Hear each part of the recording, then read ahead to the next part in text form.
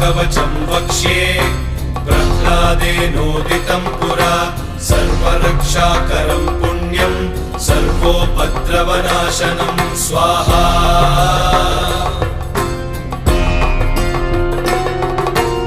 सर्वसम्पत्करं चैव स्वर्गमोक्षप्रदायकं ध्यात्वा नृसिंहं देवेशं हेमसिंहासनस्थितं स्वाहा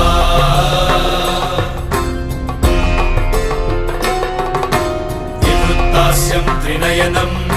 शरदिन्दुसमप्रभं लक्ष्म्यालिङ्गितवामाङ्गं विभूतिभिरुपाश्रितं स्वाहा